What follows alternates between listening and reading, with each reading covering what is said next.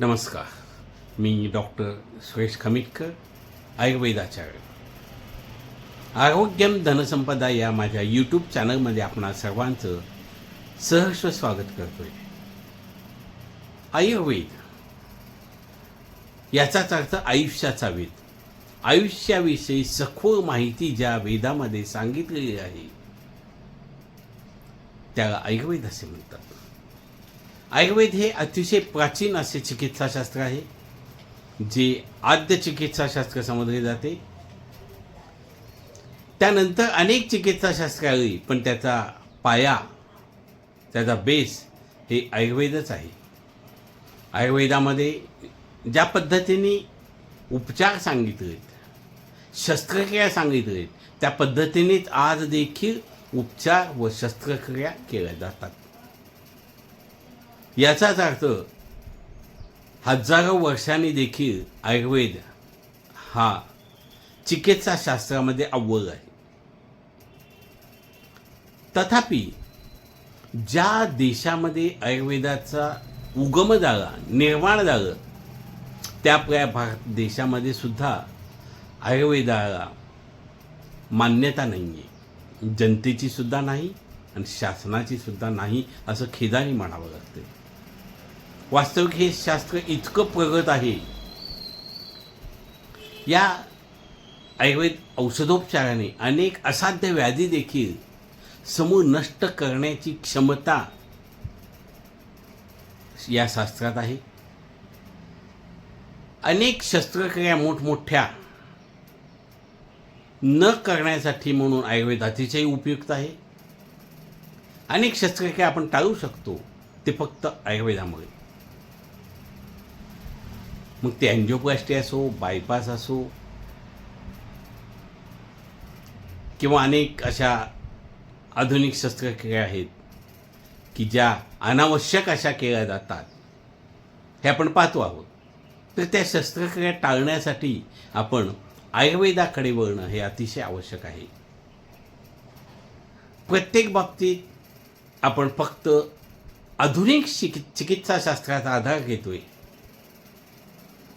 आणि त्या चिकित्साशास्त्रामध्ये फक्त रासायनिक औषधं व शस्त्रक्रिया शिवाय अनेक टेस्ट, पॅथॉलॉजिकल इन्व्हेस्टिगेशन्स ज्याला म्हणतात, त्या म्हणजे आमच्या आयुर्वेदामध्ये त्या विकृती विज्ञान असं म्हणतात. त्यासाठी अनावश्यक अशा अनेक टेस्ट केल्या जातात की ज्यामध्ये माणूस पैशाने सुद्धा दुबळा होतो आणि शरीराने सुद्धा दुबळा होतो. अनेक अनावश्यक टेस्ट आपण टाळू शकतो, पण दिवसेंदिवस नवीन टेस्ट जशा येत आहेत, तसं या पॅथॉलॉजीच्या टेस्टचे प्रमाण अतिशय वाढत जाताना दिसतंय. साध्या गोष्टीसाठी सुद्धा रक्त, लघवी नाही, किंबहुना सोनोग्राफी, MRI सगळ्या टेस्ट केल्या जात आहेत. त्यामुळे अनावश्यक अशा शस्त्रक्रिया आणि टेस्ट टाळणं हे सध्या नीड आहे, आवश्यकता आहे. आणि माझं मत असं आहे की अनेक या टेस्ट फक्त आर्थिक प्रलोभनासाठी म्हणून ते केल्या जातात. ज्या वास्तविक केल्याच पाहिजेत त्या नक्कीच केल्या पाहिजेत, परंतु प्रत्येक वेळी, प्रत्येक ठिकाणी, प्रत्येक डॉक्टरकडे वेगवेगळे टेस्ट करणं हे सध्याच्या युगामध्ये लोकांना अतिशय जड जात आहे. या ज्या अनावश्यक शस्त्रक्रिया टेस्ट आहेत, या ज्यांना मेडिक्लेम आहे त्यांच्यासाठीच फक्त उपयुक्त आहेत असं म्हणता येईल. तथापि ज्यांच्याकडे मेडिक्लेम नाही, असे अनेक, किंबहुना हेच आपल्या भारतामध्ये प्रमाण याचंच जास्त आहे की ज्यांचं मेडिक्लेम नाही, मेडिक्लेमबाबत अजून आपण जागरूक झालो नाही.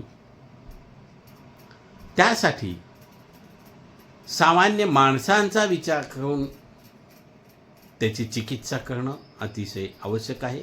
आणि त्यासाठी माझ्यामध्ये आयुर्वेद हे अतिशय उपयुक्त असं सद्यस्थितीमध्ये शास्त्र आहे. आणि प्रत्येक माणसाने या गोष्टीचा विचार केला पाहिजे.